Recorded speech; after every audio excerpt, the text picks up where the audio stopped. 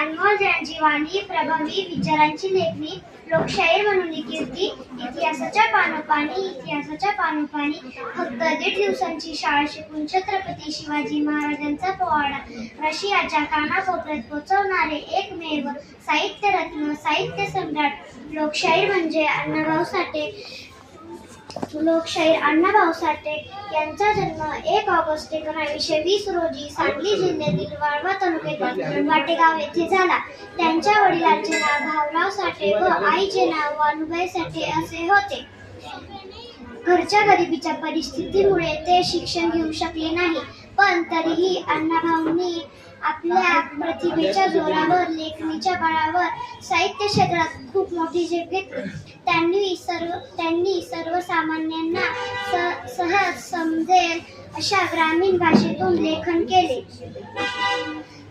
आयुष्यभर वंचितांसाठी समाज प्रबोधन केले.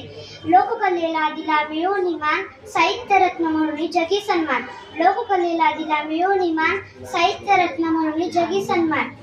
प्रतिभेचे लाभले तुम्हा वरदान, लोकशाहीर कार्य तुमचे महान, लोकशाहीर कार्य तुमचे महान. जय हिंद, जय भारत, धन्यवाद. स्काउट क्लब्स गो.